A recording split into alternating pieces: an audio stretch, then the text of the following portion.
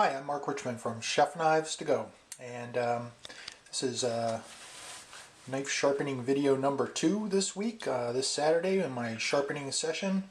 I have a used Moritaka that I'm going to be sharpening up today. And what I usually do with used knives, if I'm repairing them or sharpening them, I usually give it a look. And I look at several things. First is, I take my little loop and I inspect the edge if there is one, and if there's any damage on there, I'll try and check it out. I also look down the spine and lay it flat on a counter. I'm just looking to see if there's any bends in the knife or any trouble with the edge that I can check out and that needs work. And then I'll just give a quick look at the heel of the knife and the tip. And after that, I usually zero in on the spine, make sure it's relatively straight. This one is. This knife is in pretty good shape. It's dull. There's not much of an edge on it. There seems to be more of an edge toward the tip, but it needs to be sharpened. But it's in good shape otherwise, and I'm looking forward to it. So, last thing I usually do is I'll just cut some paper. I can't cut paper and hold this at the same time, so I'll just put it down. Let's see what happens here.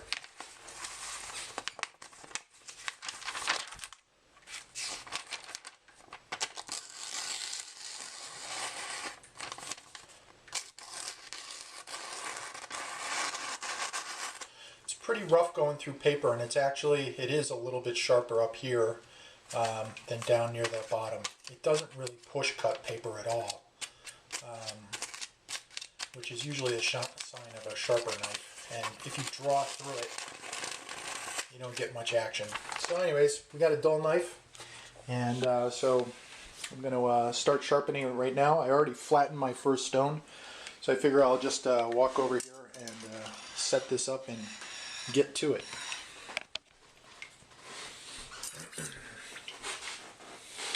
Alright, so as I told you before, I picked a sharpen glass stone 500.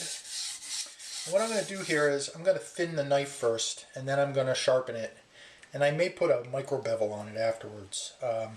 What I'm talking about here is if you, there are 3 positions that you can have on the knife when you're grinding it. If you're flat on the stone, you're usually behind the edge and you're going to be thinning the knife. Oftentimes on this one, if I just push down on it, you can see it moves just a little bit, and that's basically what I'm going to be aiming for here. I'm going to just try to flatten out and clean up this bevel, which is actually in pretty good shape right now. But I'm going to thin it just a little bit first. And then if I raise the knife just a little bit, I hit the edge and then I'm sharpening it. And usually I sharpen at it about like that, less than a pinky.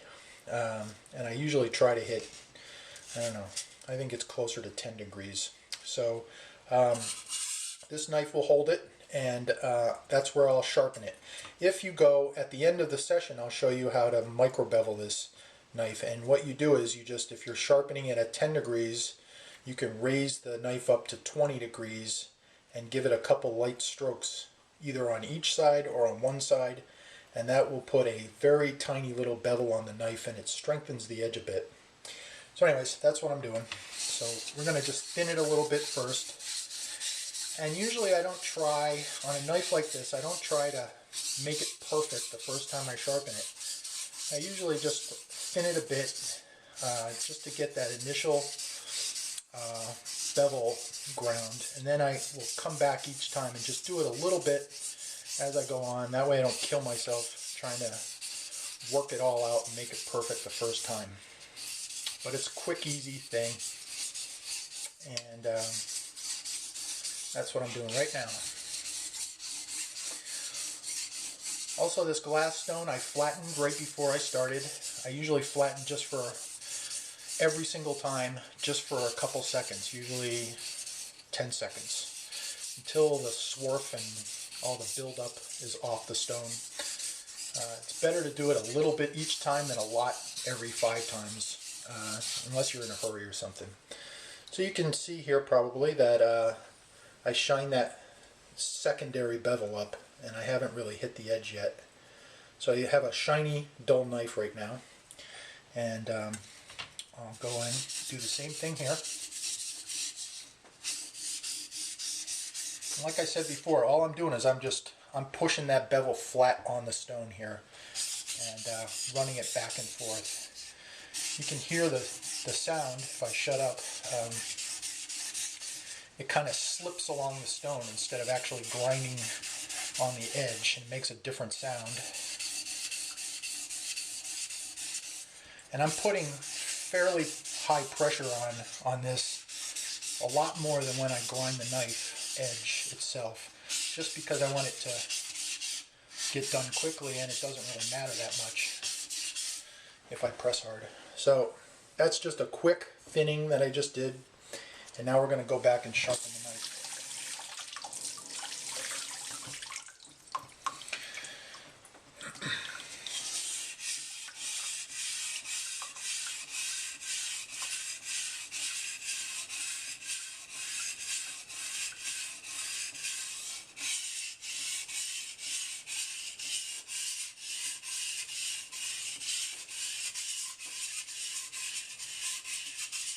Trying to bend the knife here a little bit so that you can see. Maybe I should do this.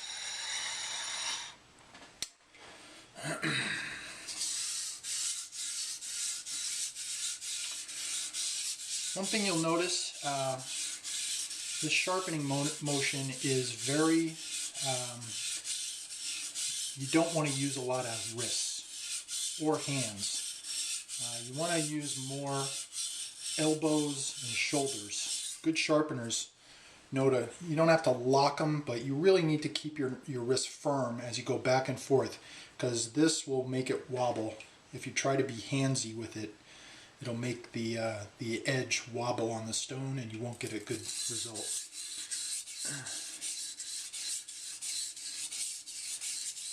And all I do when I'm sharpening is I concentrate and try to keep that angle the same.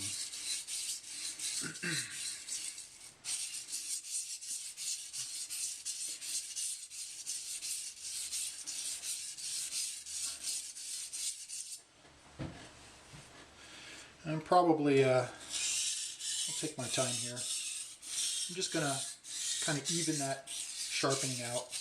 If you section sharpen like I do, you really need to do this a little bit just so that the overlapping parts where you're contacting the stone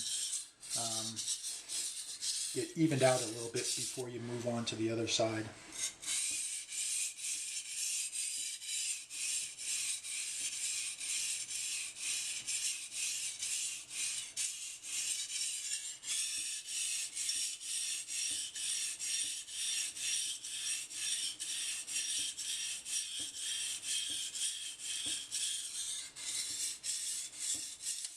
This Moritaka knife is made with a steel called Aogami Super Steel, and it's fairly hard and really sharpens up nice. It's a carbon steel, so this shiny bevel that you saw me do, as I use this knife, and when I come back in 2 weeks, you'll see a bunch of patina on there, and that's just from reactivity with water and with acid on the knife edge. And so you just have to give it a little bit more care. You have to make sure that you dry the knife properly after you wash it, and if you leave it sit in a humid environment, you might want to put a little bit of olive oil on it.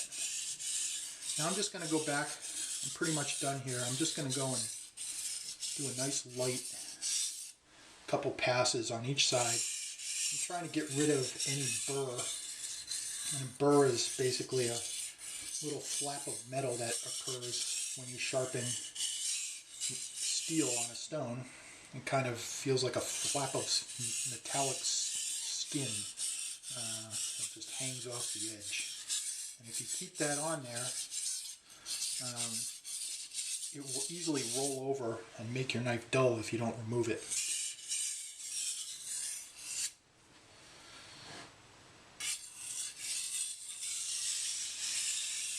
Okay, so last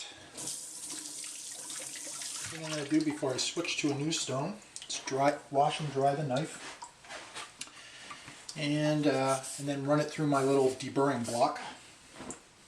And if I didn't remove the burr just now when I was going back and forth lightly, this will take it off. It's easy to use. You just draw it through like you're slicing on it. That's it. So that's the 500 Shapton glass, and I'll come back and I'll jump onto the Bester 2K stone next. I'm Mark Richmond. Stay sharp.